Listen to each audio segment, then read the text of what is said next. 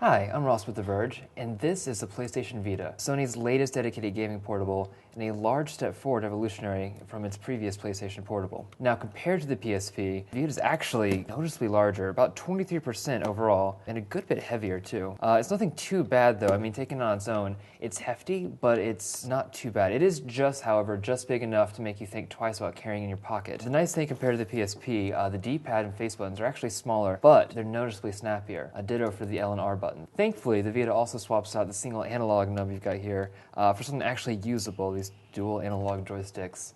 It's not quite as comfortable as a PlayStation 3 or Xbox 360 controller, but it does get pretty close, which is actually impressive for a portable console. I could actually see myself playing shooters and racers on this for many hours at a time. The display is probably Vita's greatest asset. Sony's opted for a 5-inch OLED screen that has some seriously impressive viewing angles and colors. It's also got a capacitive multi-touch screen. It's useful for, obviously, for controls here in the video, and also a handful of games, menus, and of course an on-screen keyboard.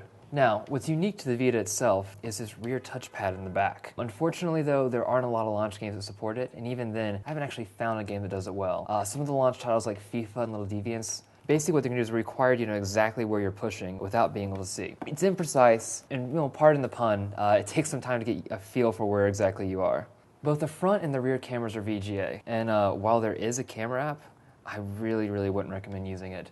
Everything came out pretty muddled. The big reason to use the cameras is augmented reality apps. Power up!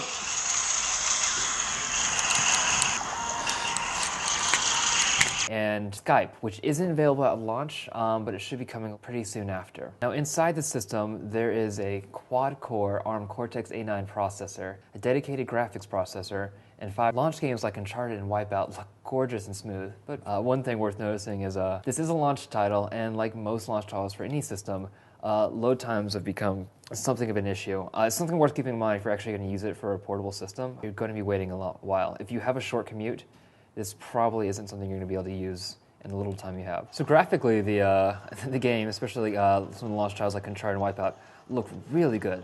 This is absolutely gorgeous. The frame rate is great. The one thing though, for most people, there's enough higher end iPad and Android games that look comparable in graphics. If you are that kind of videophile, obviously this is going to be something you really strive to get, and you're definitely going to notice the difference. I get the feeling a lot of people aren't going to care enough about the graphical difference between this and a game like Dead Space for iPad and Android. So the Vita OS is actually a brand new platform for Sony. And it's clearly inspired by smartphones. For the most part, that's actually a good thing. The whole interface is actually driven by touch. With one exception, you can't use buttons at all. And you'll notice the theme background is changing. We'll get to that in a second. Icons, just like most smartphones, you can hold down and you can kind of move them around. If you want, panel by panel too, you can change the theme. Make this gray if I wanted. Or, alternatively, I can use photos. It's pretty intuitive. If I swipe right from any of the windows, what I'll do is I'll actually get the last app I opened. This is the live area. It basically gives all the information I want. I can continue the game from where I was. I can go to this special website. Basically anything the developer wants, they can add to the live area. If I press the PS button, what I'll get is 6 of the last apps I opened. Just kind of give you an idea of where I've been, and pressing videos will take you straight to the relevant content. Honestly, this task switching right here is probably on par with like even the latest Android, Windows Phone, certainly iPhone. What Sony's got here is actually a very quick system. The one knock I'm going to have against it is that it's, well, frankly, it's pretty ugly. I mean, this is a very odd and bizarre and kind of gimmicky interface. As you can see, to delete apps, you actually roll it off. I'm sure a lot of people will like that. It just feels really weird to me. Aesthetically, very unappealing, but it's also very efficient and very snappy. So beyond gaming, Sony's added a bunch of apps here. Most of them, though, are like social. They do about the same thing. Party friends, group messaging, or for getting a hold of other PSN friends. Trophies, you can look at your PSN account.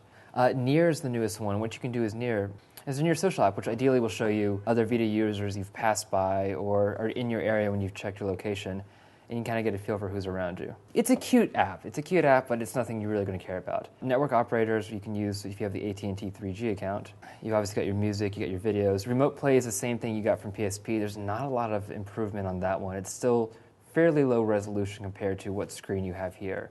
But you can use remote play to basically play your PlayStation 3 off the TV. The web browser is functional enough, but it's not something I recommend using day to day. It's worth noting that it doesn't support Flash, and as of launch, if I have the game running at the same time, if I try to go back to the browser, it's going to make me close any game I'm playing.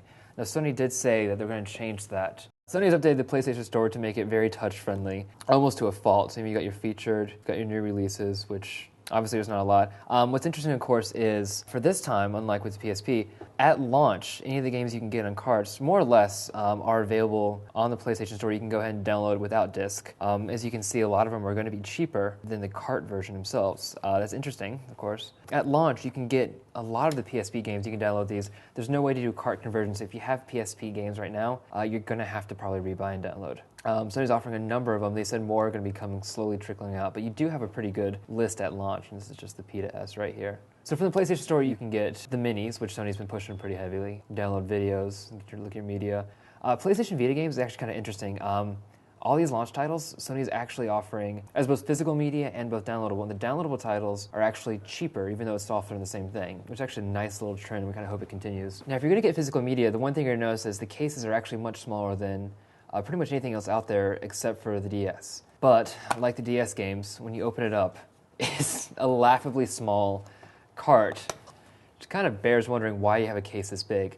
This Vita cartridge is more or less the exact same size of an SD, SDHC, those kind of cards. Obviously, capacity is pretty well, it's pretty snappy, and it's what you have to use for Vita. It's one of those things you'll be very happy that you have a small case on the bookshelf, and then you're going to be very sad when you open it up and realize there's nothing in here. Alas, there is no internal storage, and memory cards are sold separately.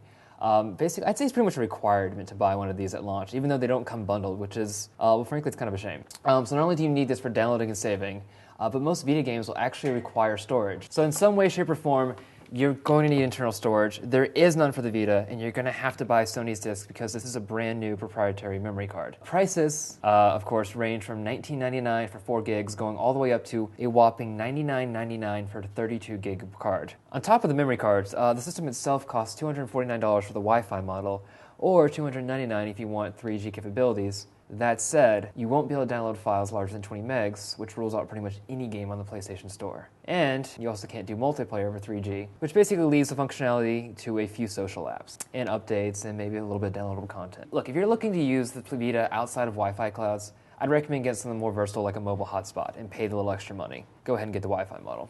What it ultimately comes down to is investment. The Vita is a brand new platform. The games are only going to get better from here on out, and already you're getting access to a pretty large backlog of quality PSP titles. Not to mention a collection of launch games that isn't too bad. For PSP owners and fans of Sony's franchises, the Vita is kind of a no-brainer.